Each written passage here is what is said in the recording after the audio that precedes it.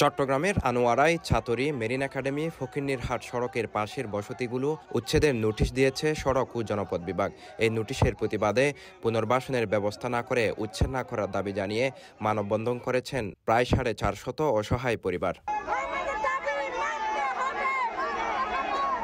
শনিবার 29 নভেম্বর দুপুরে উপজেলার বৈরাগ ইউনিয়নের মেরিন একাডেমি এলাকা থেকে শাহাদাতনগর পর্যন্ত সড়কের দুই পাশে অবস্থান নিয়ে মানববন্ধন ও বিক্ষোভ সমাবেশ করেন ভুক্তভোগীরা। বিগত 30 বছর পর্যন্ত আবদার বেড়িবাঁধে বসবাস করে যাচ্ছি। অতএব কিছুদিন আগে মাইকিং করছে যে উচ্ছেদ করা হবে। এর পরিপ্রেক্ষিতে আমরা অনেক কষ্টের ভিতরে ছিলাম। সবাই এখানে দিনমজুর, কেউ রিক্সা চালক, কেউ সিএনজির ড্রাইভার, সবাই এই মাথা গোজার জন্য এই আবদার বেড়িবাঁধে স্থান নিছে। যদি আমাদের বাড়িঘর থাকতো আমরা আবদার বেড়িবাঁধে স্থান নিতাম না। এখন কিছু কিছু ব্যবসায়ী ব্যবসা করার জন্য রাস্তা হবে 24 ফুট, এরা বলে কেউ হবে 30 ফুট, কেউ হবে 44 ফুট, কেউ হবে 60 ফুট।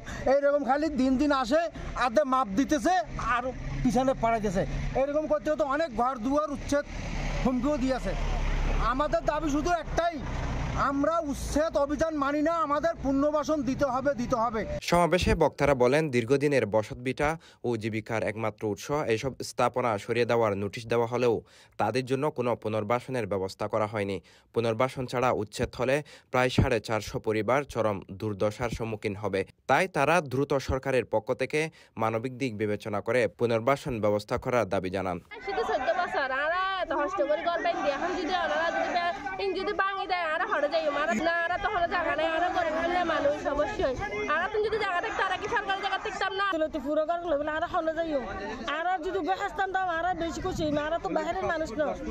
কালকে মাপ দিছে 46 ফুট নিবে, আমরা বসত বাড়ি চাই।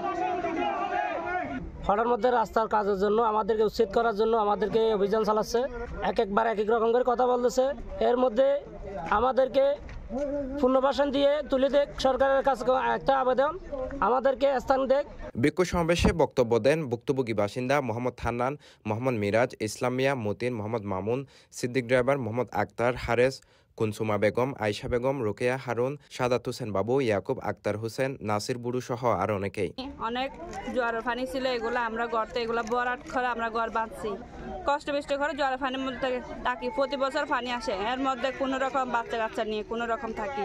হঠাৎ করে এসে আমাদেরকে বলে যে উচ্ছেদ করে দিবে। কুত্তেকে বলে, খারাপ বলে, সেটা আমরা জানি না, শুধু মাইকের আওয়াজটা শুনি। কিন্তু কে বলে?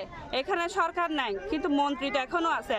যদি মন্ত্রী যদি কাজটা না নেয় তাহলে নেটাকে এখানে জানি, নিজেরাও জানি সরকারের রাস্তা, সরকারের জায়গা, সরকারে যেতে চান আর কিছুদিন আগে হয়ে যায় 25 ফুট সাইড, তো 25 ফুট সাইড কি সারানোর পর আবার কত খালি আই না 30 ফুট হয়। তাহলে আরা যদি ভর্তি যদি একখানা আরা মানুষগুলো যদি হয়রানি করে আরা যাই মুখকে, তো আরা সাইড দিয়ে আনার নির্ধারিত আনার যদি ভালো করে যদি টাইম ডাক দেয় আনার কেন আর মনে বুঝতে হবে।